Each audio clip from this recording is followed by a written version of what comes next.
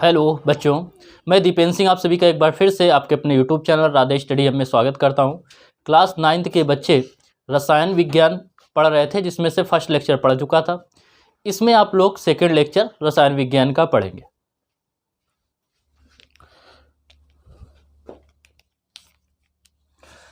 देखो समझिए, रासायनिक अभिक्रियाएं क्या होती हैं।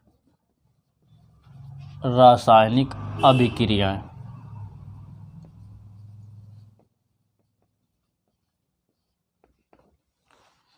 इंग्लिश में बोलते हैं केमिकल रिएक्शन। अब देखो समझो इसको कि जैसे ये क्या है, कार्बन है, ये है ऑक्सीजन है, ये कार्बन का परमाणु है, ये ऑक्सीजन का परमाणु है। आपस में इन्होंने संयोग किया और मिल के बना देते हैं कार्बन डाइऑक्साइड CO2। क्लियर। जैसे आप सभी को पता है कि ये है H2, क्या है, जल है, प्लस हमने क्या किया O2, ऑक्सीजन हो गया। इनको संयोग करेंगे तो बनता है जल H2O, और इसके आगे लगाते हैं 2, इसके आगे 2। ये बैलेंसिंग में आपको बताया जाएगा, समीकरण संतुलित करना कि क्यों 2 लगाया गया वो अभी बाद में बताएंगे। तो आप क्या देख रहे हैं कि दो पदार्थों के परमाणु, ये क्या था, कार्बन का परमाणु था, ये था ऑक्सीजन का परमाणु।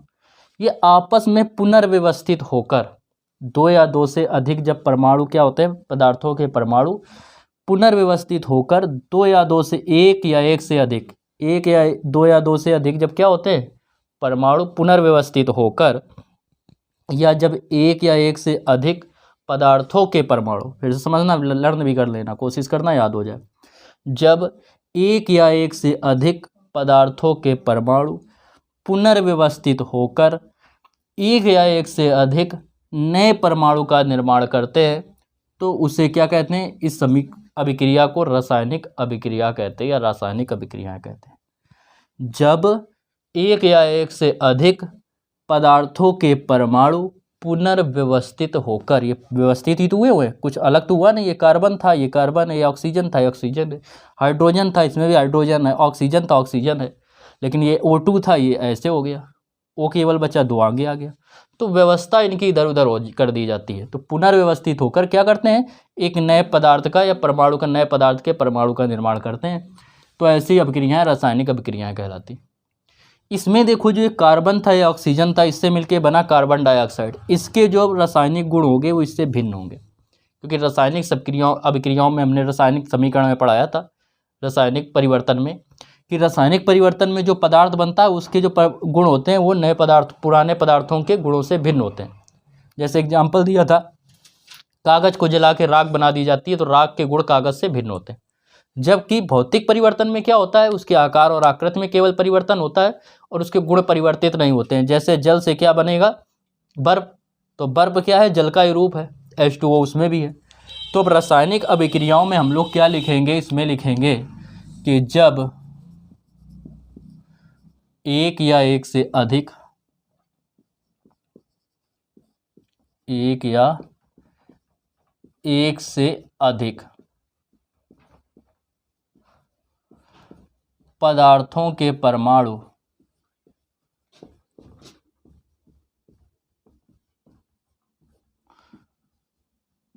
पुनर्व्यवस्थित होकर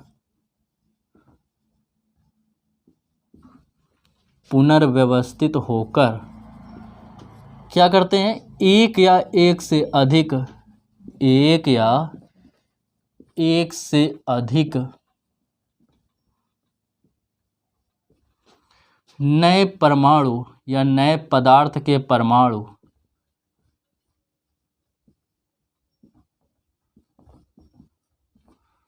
परमाणु का निर्माण करते हैं।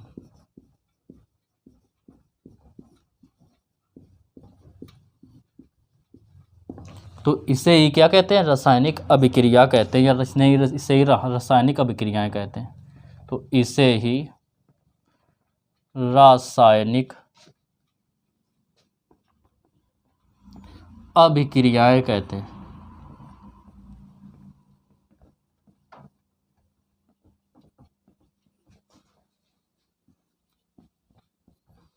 ये हो गया रासायनिक अभिक्रिया की बात।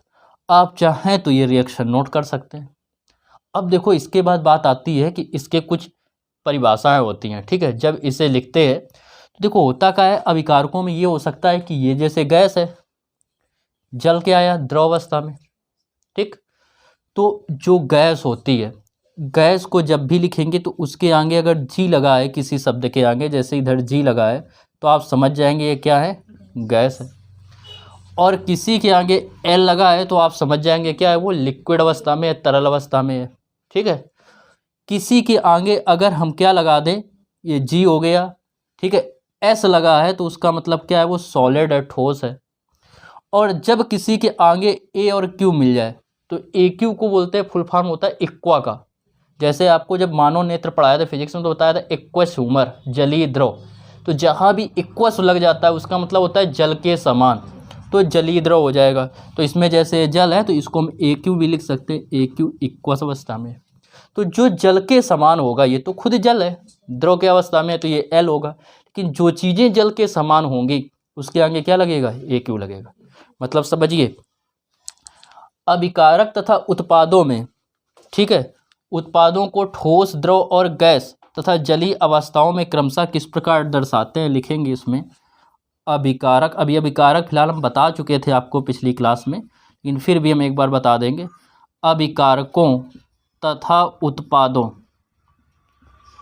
अभिकारकों तथा उत्पादों को क्रमशः किस किस रूप में लिखा जा सकता है, या अभिकारकों को ठोस, ठोस जब होगा तो उसको सांकेतिक भाषा एस के रूप में लिखेंगे, कॉमा द्रव, द्रव होगा तो क्या होगा, एल आ जाएगा, तथा कॉमा गैस,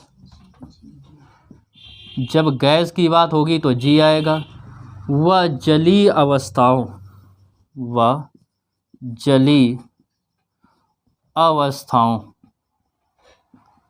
और जो जलीय अवस्थाएं होती हैं उसको लिखेंगे ए इंटू क्यू, इसमें बताए क्वस के रूप में लिखा जाता है या जा सकता है। ये बात हो गई इसकी, तो इसको नोट कीजिए, फिर बताएं अभिकारक, उत्पाद और उत्प्रेरक क्या होते हैं। अब देखो रासायनिक अपक्रियाओं में तीन चीज़ें होती हैं।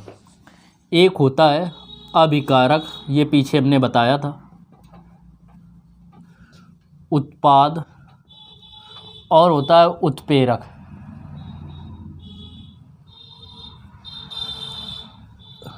ये तीन चीज़ें होती हैं, पहला, दूसरा, तीसरा। अभिकारक क्या होता है तो देखो समझो, जैसे आपको हमने एग्जांपल दिया कि कार्बन और ऑक्सीजन जो होता है ये मिलके बनाते हैं कार्बन डाइऑक्साइड अर्थात CO2, या जैसे H2 प्लस O2 जो होते हैं मिलके बनाते हैं क्या, H2O। बैलेंस करना है तो यहाँ पे 2 का गुणा कर दें, यहाँ पे 2 का गुणा कर दें, बैलेंस हो जाएंगे। अब देखो ये क्या है कि ये रासायनिक अभिक्रिया में भाग ले रहे थे, ये रासायनिक अभिक्रिया में भाग ले रहे थे तब ये बना रहे थे। तो जो रासायनिक अभिक्रिया में भाग लेते हैं उनको जो हम बोलते हैं वो बोलते हैं अभिकारक। तो परिभाषा क्या होगी, रासायनिक अभिक्रिया में भाग लेने वाले पदार्थ को क्या कहते हैं, अभिकारक कहते हैं। रासायनिक अभिक्रिया से प्राप्त होने वाला जो अभिकारक होता है, जो पदार्थ होता है, उसको बोलते हैं उत्पाद। तो रासायनिक अभिक्रिया में जो क्या होता है, रासायनिक अभिक्रिया से प्राप्त होने वाले पदार्थ, एक हों, दो हों, जितने होंगे वो सभी क्या होंगे, उत्पाद होंगे। तो ये हो गया उत्पाद। और रासायनिक अभिक्रिया की गति को जो क्या करते हैं, प्रभावित करते हैं, मतलब बढ़ाते हैं या घटाते हैं, उनको बोलते हैं उत्प्रेरक। ठीक है, जैसे कहीं होगा कि आग जो होगी उसको गर्म किया जाएगा तो रासायनिक अभिक्रिया बढ़ जाएगी, ठीक, तो वो क्या होगा, उत्प्रेरक होगा। तो जो रासायनिक अभिक्रिया को, उत्प्रेरक का कार्य क्या होता है, रासायनिक अभिक्रिया की गति को प्रभावित करना, अर्थात उसको तेज या धीमा करना। तो अभिकारक की परिभाषा वैसे हम दिखा चुके थे पिछले लेक्चर में, लेकिन फिर से हम आपको बता दे रहे हैं। अभिकारक हेडिंग डालेंगे और इसमें लिखेंगे, नंबर फर्स्ट हेडिंग है, ये क्या है, वे पदार्थ जो रासायनिक अभिक्रिया में भाग लेते हैं, वे पदार्थ जो रासायनिक अभिक्रिया में भाग लेते हैं, पदार्थ जो रासायनिक अभिक्रिया में भाग लेते हैं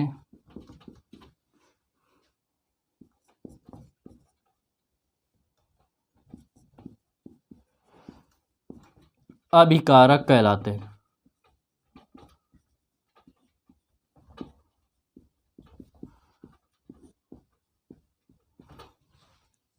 ये हो गई अभिकारक की बात।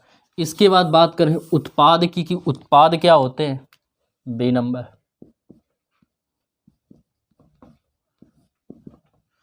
तो रासायनिक अभिक्रिया से प्राप्त होने वाले पदार्थों को उत्पाद कहते हैं। क्या होगा, रासायनिक अभिक्रिया से या अभिक्रिया के पश्चात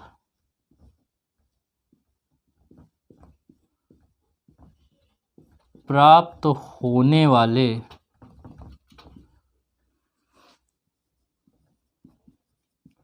पदार्थों को उत्पाद कहते हैं। तो ये हो गई बात उत्पाद की। अब बात आती है उत्प्रेरक की कि उत्प्रेरक क्या होते हैं। सी नंबर,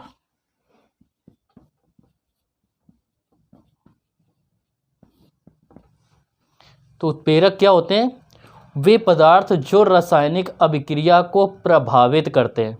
वे पदार्थ जो रासायनिक अभिक्रिया को प्रभावित करते हैं क्या कहलाते हैं, उत्प्रेरक। अर्थात जो रासायनिक अभिक्रिया की गति को बढ़ाते हैं या घटाते हैं। तो लिखेंगे वे पदार्थ जो रासायनिक अभिक्रिया की गति को प्रभावित करते हैं।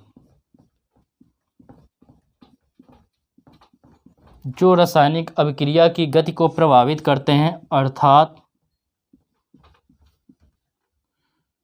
रासायनिक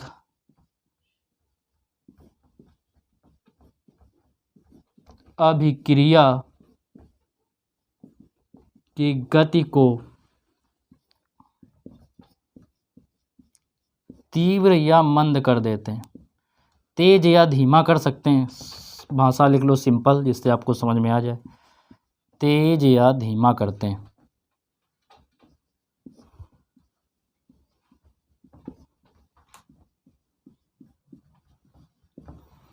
क्या कहलाते हैं, उत्प्रेरक कहलाते हैं।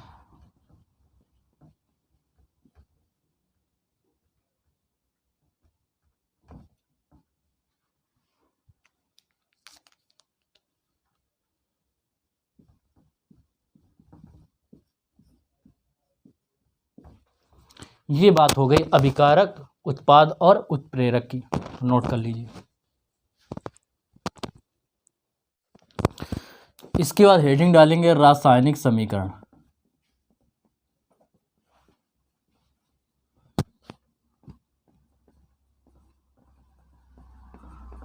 रासायनिक समीकरण क्या होता है। तो हम देख रहे हैं क्या कि जैसे वही हम एग्जाम्पल ले रहे हैं, रिपीट कर रहे हैं। कार्बन हो गया, ऑक्सीजन हो गया, इनसे बना कार्बन डाइऑक्साइड। ये क्या होता है, कार्बन का प्रतीक। ये क्या होता है, ऑक्सीजन का प्रतीक। ये हो गया चिन्ह और ये हो गया यौगिक, यौगिक का प्रतीक। तो रासायनिक अभिक्रिया में भाग लेने वाले तत्वों, ये तत्व भाग ले रहे हैं, एलिमेंट्स, और रासायनिक अभिक्रिया के पश्चात प्राप्त होने वाले पदार्थ या यौगिक को संकेतों द्वारा या उनके प्रतीकों द्वारा निरूपित करना ही क्या कहलाता है, निरूपित करने को रासायनिक समीकरण कहते हैं। रासायनिक अभिक्रिया में भाग लेने वाले तत्वों तथा रासायनिक अभिक्रिया के पश्चात प्राप्त होने वाले पदार्थ या यौगिक को प्रतीकों तथा संकेतों द्वारा प्रदर्शित करने को ही क्या कहते हैं, रासायनिक समीकरण कहते हैं। तो लिखेंगे इसमें रासायनिक समीकरण में कि रासायनिक अभिक्रिया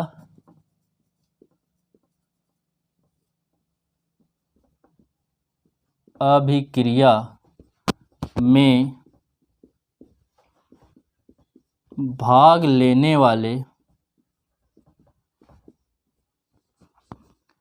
तत्वों तथा रासायनिक अभिक्रिया से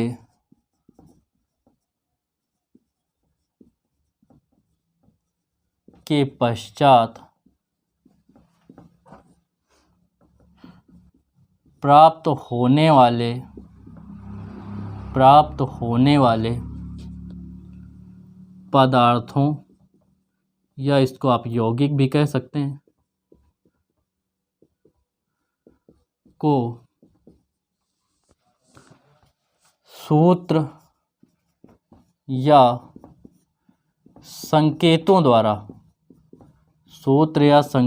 द्वारा निरूपित या प्रदर्शित या रिप्रेजेंट निरूपित करने को रासायनिक समीकरण कहते हैं।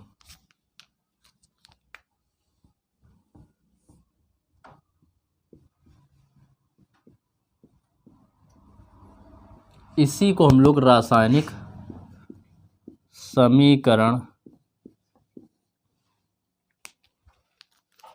कहते हैं।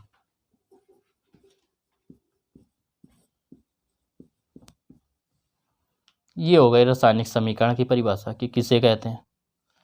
इसको नोट कीजिए, फिर बताएं रासायनिक अभिक्रियाओं के निरूपण। देखो अगली हेडिंग जो डालेंगे वो डालेंगे रासायनिक अभिक्रियाओं का निरूपण।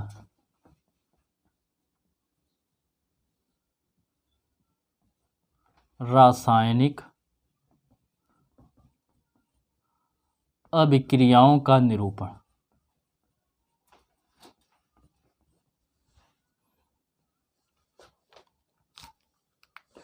अब रासायनिक अभिक्रियाओं का निरूपण कैसे किया जाता है, इसकी कई विधियां हैं, लेकिन आपको हम सिंपल मेथड पहले बता रहे हैं क्या होता है। तो आपको पता है जो अभिक्रिया में भाग लेते हैं उसको बोलते हैं अभिकारक।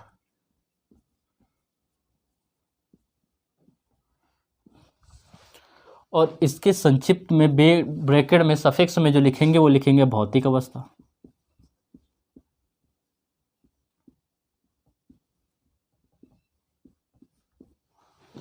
फिर क्या करेंगे, फिर ऐसे एरो बनाएंगे।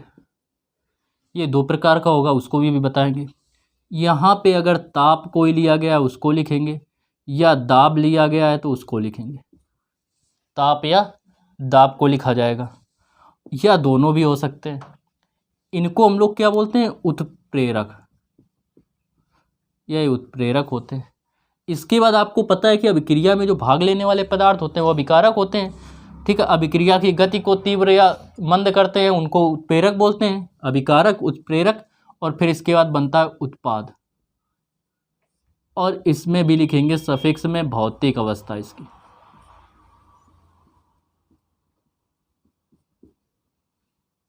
ये बात हो गई, इसमें समझेंगे। सबसे पहले हम लोगों ने देखा क्या है अभिकारक। अभिकारक क्या होता है, तो आप सभी को हमने बताया है पहले से कि अभिकारक क्या होता है। रासायनिक अभिक्रिया में भाग लेने वाले पदार्थों को अभिकारक कहते हैं, या वे पदार्थ जो रासायनिक अभिक्रिया में भाग लेते हैं अभिकारक कहलाते हैं। तो इसको हमने बता दिया है। फिर से लिखा दे रहे हैं कि आपको 2-3 बार रिपीट हो जाएगा तो आप भूलेंगे नहीं। तो रासायनिक अभिक्रिया में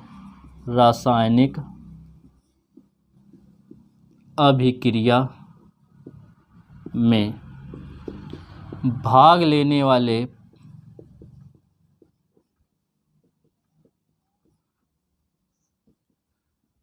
पदार्थों को अभिकारक कहते हैं। अभिकारक कहते हैं, इसको हम लोग क्या कहते हैं, अभिकारक कहते हैं। इसके बाद बात आती है भौतिक अवस्था, मतलब कोई पदार्थ किस अवस्था में है। 9th में आपको फर्स्ट चैप्टर में ही ये भौतिक अवस्थाएं पढ़ाई गई होंगी, ठोस, द्रव, गैस।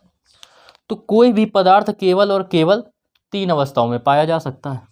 कौन कौन सी, या तो होगी ठोस, या होगी द्रव, और या होगी गैस। ये हो गई। इसके बाद जो आती हैं इसमें और अवस्थाएं जुड़ जाती हैं, वो होती है जलीय अवस्था, और एक हो जाता है वाष्प, वेपोरेशन। ठोस को इंग्लिश में बोलते हैं सॉलिड, इसलिए इसको एस से डिनोट करते हैं। द्रव को बोलते हैं लिक्विड, तो इसको यहाँ पे क्या होगा, एल एस लगा है अगर इस पदार्थ के आगे, तो इससे हम समझ जाएंगे सॉलिड या ठोस पदार्थ है। एल लगा है हम लोग समझ जाएंगे द्रव पदार्थ है, और अगर जी लगा है स्मॉल जी तो हम समझ जाएंगे क्या है, गैसीय अवस्था में। यदि ए क्यू लगा है तो हम लोग समझ जाएंगे किस अवस्था में है, जलीय अवस्था में है। और यदि वी लगा है स्मॉल वी तो हम समझ जाएंगे वेपोरेशन मतलब वाष्प अवस्था में वो पदार्थ है। इसके बाद आता है कि अगर कहीं डेल्टा मिल जाए, इस टाइप का चिन्ह, ऐसे त्रिभुज के आकार के, इसको बोलते हैं डेल्टा। तो इसका मतलब किसकी बात हो रही है, ये रासायनिक अभिक्रिया में किसको प्रदर्शित करेगा, ताप को प्रदर्शित करेगा ये। इसके बाद इस टाइप का चिन्ह मिल जाएगा जो आपको लगा हुआ है, या आपको फिर ऐसे चिन्ह लगा मिल जाएगा, ये दो आपको मिलेंगे इसके बीच में। तो ये क्या है, दोनों की कहाँ पे, मध्य में है, तो इसलिए इसको मध्य योजन चिन्ह कहते हैं। उत्प्रेरक, अभिकारक और उत्पाद के बीच में है, तो इसलिए इसको क्या कहते हैं, मध्य योजन चिन्ह, मध्य योजन चिन्ह। यदि अभिक्रिया क्या है, अनुत्क्रमणीय है। अनुत्क्रमणीय का मतलब होता है इससे ये बनाया जा सकता है लेकिन इससे ये नहीं बनाया जा सकता, ठीक है। मध्य योजन चिन्ह यदि अभिक्रिया अनुत्क्रमणीय है,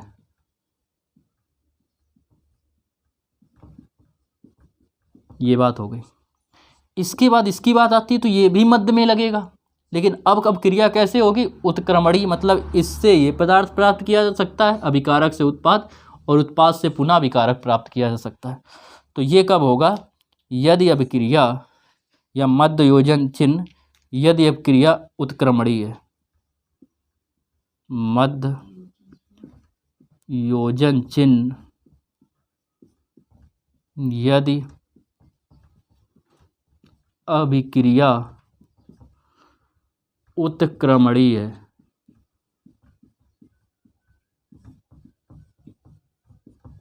यदि अभिक्रिया उत्क्रमणीय है तो क्या होगा, ये वाला चिन्ह लगेगा। इसके बाद देखो, एक आता ये ऊपर की ओर तीर होगा, एक में नीचे की ओर तीर होगा। तो यदि ऊपर की ओर तीर है तो ये पदार्थ की गैसीय अवस्था को बताएगा। ये क्या है कि जो उत्पाद है वो गैसीय उत्पाद है, मतलब गैस निकल रही है। और ये जो बताएगा वो बताएगा अवक्षेप को।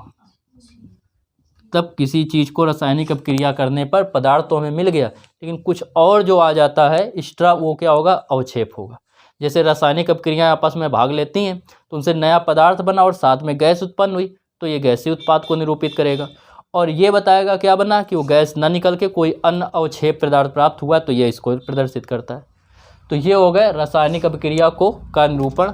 फिर से एक बार समझ लीजिए कि ये तो होता है समीकरण इस रूप में मिलेगा। सबसे पहले होगा अभिकारक। अभिकारक क्या होता है कि वे पदार्थ जो रासायनिक अभिक्रिया में भाग लेते हैं क्या कहलाते हैं, अभिकारक कहलाते हैं। अभिकारक के बाद आपको उत्प्रेरक हमने बता दिया, अच्छा ये यहाँ नहीं निकाला। तो उत्प्रेरक क्या होते हैं, पीछे बता चुके हैं कि वे पदार्थ जो रासायनिक अभिक्रिया की गति को प्रभावित करते हैं या तीव्र या मंद कर देते हैं, क्या कहलाते हैं, उत्प्रेरक कहलाते हैं। उत्पाद क्या होते हैं, वे पदार्थ जो रासायनिक अभिक्रिया के पश्चात हमें प्राप्त होते हैं, वो क्या कहलाते हैं, उत्पाद कहलाते हैं। इसके बाद बात हुई भौतिक अवस्था की। तो भौतिक अवस्था में बताया कि पदार्थ क्या होता है, मुख्यतः आपने पढ़ा था 9th में 3 अवस्थाओं में पाया जाता है, लेकिन इसमें क्या होगा, ठोस, द्रव, गैस, जलीय अवस्था और वाष्प अवस्था। ठोस मतलब सॉलिड एस से, द्रव मतलब एल से, गैस जी से, जलीय अवस्था ए क्यू से, इक्वेश, और वेपोराइजेशन वाष्प मतलब वेपर, वेपर मतलब वाष्प, तो वी आ जाएगा। वेपोराइजेशन मतलब वाष्पीकरण। ये जब चिन्ह मिल जाएगा तो ये प्रदर्शित करेगा ताप को। ये चिन्ह होगा तो हमने क्या बताया, मध्य योजन चिन्ह यदि अभिक्रिया अनुत्क्रमणीय है, अर्थात इससे तो ये बन सकता है उत्पाद, लेकिन उत्पाद से विकारक नहीं बन सकता। ये मध्य योजन चिन्ह यदि अभिक्रिया क्या है, उत्क्रमणीय है, अर्थात इससे ये बन जाएगा और ये अभिक्रिया करके ये भी प्राप्त कर सकता है। जब ये तीर का चिन्ह ऊपर होगा किसी पदार्थ के या यौगिक या तत्व के आगे, तो आप समझ जाएंगे वो गैसीय उत्पाद बना रहा है। और यदि नीचे की ओर है तो क्या होगा, अवक्षेप होगा। नोट कर लो। देखो अगली हेडिंग है रासायनिक अभिक्रियाओं का निरूपण।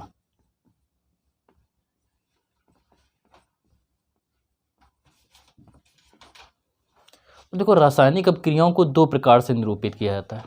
जैसे अभी आपको हमने बताया कि क्या था, C था, O2 था, इसको आपने लिख दिया CO2। अब यदि इसको हम ऐसे लिखें, इसकी जगह पे एक आएगा था कार्बन का अणुसूत्र था, तो इसकी जगह पे हम लिख दें कार्बन, बीच में प्लस लगा दें, ये ऑक्सीजन, ये तीर का चिन्ह हो गया जिसको क्या बोलते हैं, मध्य वियोजन चिन्ह, और ये हो गया कार्बन डाइऑक्साइड।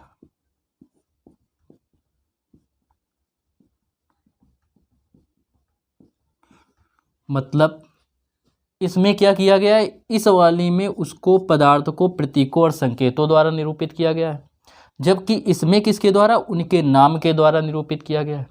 ठीक, करते क्या है कि जो अभिकारक होते हैं उनके बीच भी प्लस का चिन्ह लगाते हैं। इधर एक बन रहा है कोई दिक्कत नहीं, 2 या 3 बनेंगे तो उनके बीच क्या लगाएंगे, प्लस का चिन्ह लगाएंगे। बीच में क्या लगाते हैं, एक तीर लगाते हैं। तीर का जो सिरा होता है, नोक होता है, वो किसको बताता है, उत्पाद को प्रदर्शित करता है। ठीक है, जब ये उत्पाद होगा तो ये क्या होगा, अभिकारक होगा। इस प्रकार निरूपित करते हैं तो इसको बोलते हैं शब्दों का द्वारा निरूपण, या बोलते हैं शब्द समीकरण। तो इसको दो रासायनिक अभिक्रियाओं को दो प्रकार निरूपित किया जा सकता है। एक होता है शब्दों द्वारा निरूपण, एक होता है संकेत या प्रतीकों द्वारा निरूपण। तो दो होते हैं, तो लिखेंगे इसमें, ये तो आपकी हेडिंग हो गई, इसमें लिखेंगे रासायनिक अभिक्रियाओं को दो प्रकार से निरूपित किया जा सकता है। रासायनिक अभिक्रियाओं को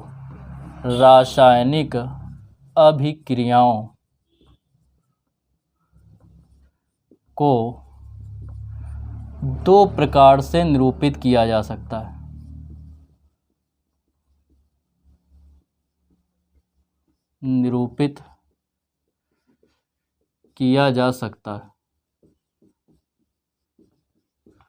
दो प्रकार से इनको निरूपित किया जाता है। जो पहला होता है फर्स्ट टाइप, वो होता है क्या, शब्दों द्वारा निरूपण या शब्द समीकरण भी जिसको बोलते हैं, शब्दों द्वारा निरूपण।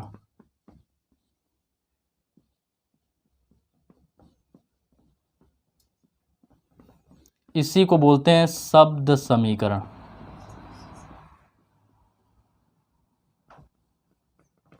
और जो सेकंड होता है वो होता है संकेतों अथवा प्रतीकों द्वारा निरूपण। सेकंड में जो होगा वो होगा संकेतों अथवा, इसी का नाम होता है संकेतों तथा प्रतीकों द्वारा निरूपण।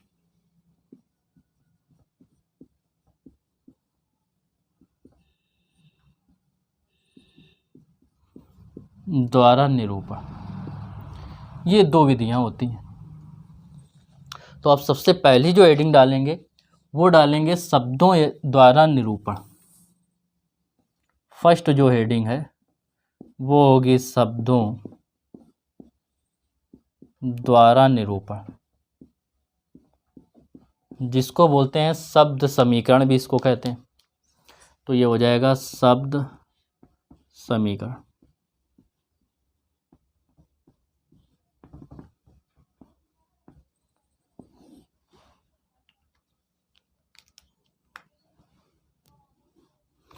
तो इसमें क्या होगा, अभिकारक अथवा उत्पाद को, या अभिकारक पदार्थों या उत्पाद पदार्थों को उनके नाम द्वारा निरूपित किया जाता है इस समीकरण में।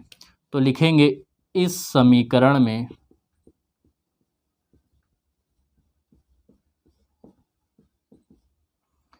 अभिकारकों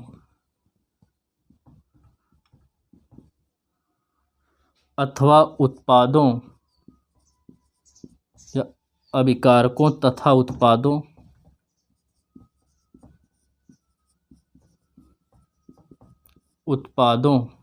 को शब्दों द्वारा निरूपित किया जाता है।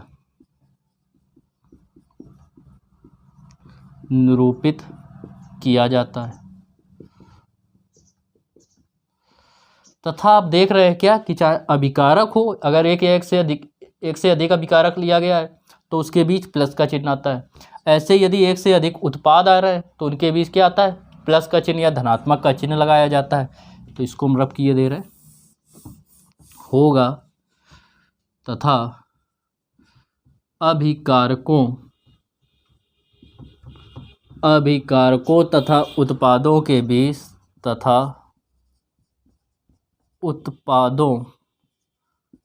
बीच धनात्मक, ये बीच में लिखेंगे प्लस, इसको योजन चिन्ह भी, योग चिन्ह भी बोलते हैं, ठीक है। तो धनात्मक चिन्ह लगाकर प्रदर्शित किया जाता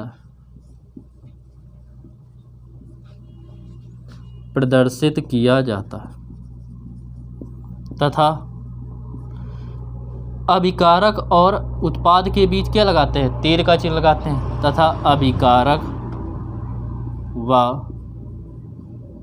उत्पाद के बीच तीर इस प्रकार का चिन्ह लगाते हैं। अब इसमें जो तीर का सिरा होगा वो किसको बताता है, उत्पाद को, बता चुके हैं। तीर का सिरा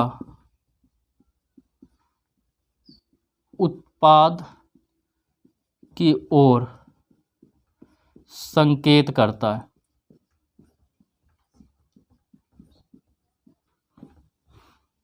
इसमें क्या होता है, इसको लिखने में जो शब्द वाले होते हैं इसमें अधिक समय लगता है, ठीक है, और यह वैज्ञानिक विधि नहीं है।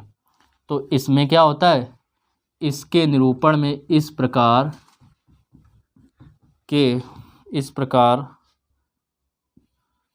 के समीकरणों के निरूपण में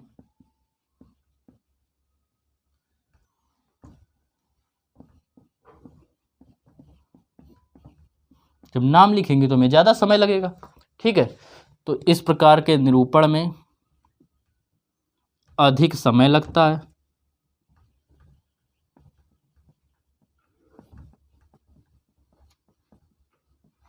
तथा यह वैज्ञानिक निरूपण नहीं है, वैज्ञानिकों द्वारा इसको मान्यता नहीं दी गई है।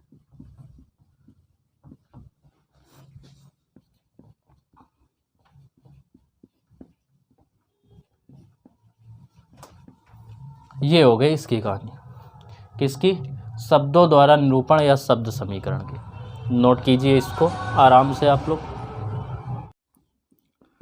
अब सेकंड देखेंगे। सेकंड जो होता है वो होता है प्रतीकों अथवा संकेतों द्वारा निरूपण। प्रतीकों अथवा संकेतों द्वारा निरूपण।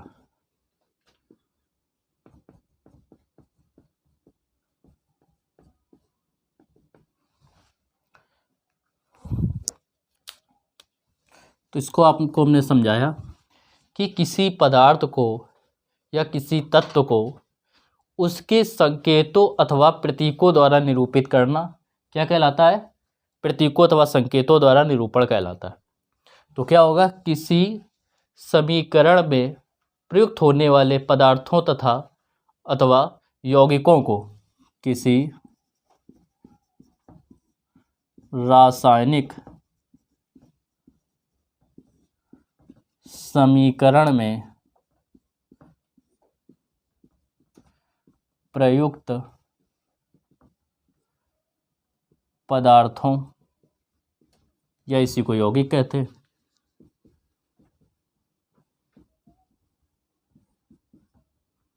अथवा तत्वों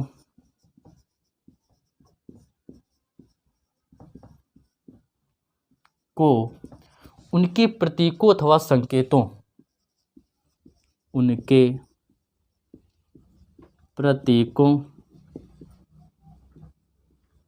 अथवा संकेतों द्वारा निरूपित करना अथवा संकेतों द्वारा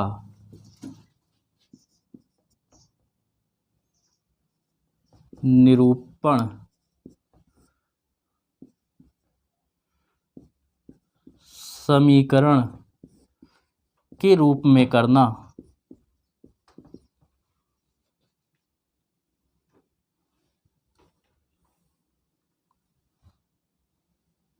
निरूपण करना ही प्रतीकों अथवा संकेतों द्वारा निरूपण कहलाता है। प्रतीकों अथवा संकेतों द्वारा निरूपण कहलाता है।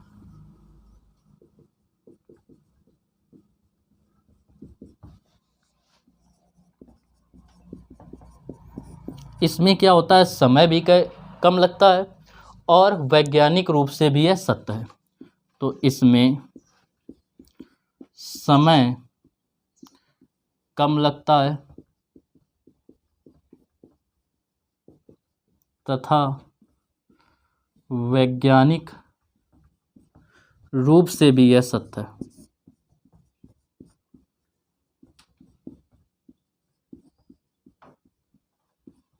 से भी यह सत्य है। ये हो गई बात प्रतीकों अथवा संकेतों द्वारा निरूपण की। इसमें जैसे बात करें तो ये क्या आता है, H2+O, इसको लिख सकते हैं H2। इसमें एक और कह देते हैं कंकाली रासायनिक समीकरण या बोलते हैं असंतुलित समीकरण। तो असंतुलित समीकरण क्या होते हैं, यदि दोनों पक्षों के तत्वों के अणु क्या है, समान ना हो, ये था O2, ठीक है, समान ना हो तो उसे क्या कहते हैं, असंतुलित या कंकाली या ढांचा समीकरण कहते हैं। जैसे इसमें हाइड्रोजन है 2, इसमें हाइड्रोजन है 2, इसमें ऑक्सीजन है 2 लेकिन इसमें O2 है, इसमें 1 ही है, तो इसका मतलब ये संतुलित नहीं है। अब इसको संतुलित करने के लिए हमें क्या करना पड़ेगा कि यहाँ पे ऑक्सीजन 2 है तो 2 बनाने के लिए 2 का गुणा करें, तो हाइड्रोजन अब हो गया 4, तो इसमें 2 का आगे गुणा कर दें तो ये भी हो गया 4। इसको बोलते हैं संतुलित रासायनिक समीकरण। तो इसको नोट कर लीजिए। आज के लेक्चर में इतना ही। कल हम आप लोगों को बताएंगे संतुलित रासायनिक समीकरण।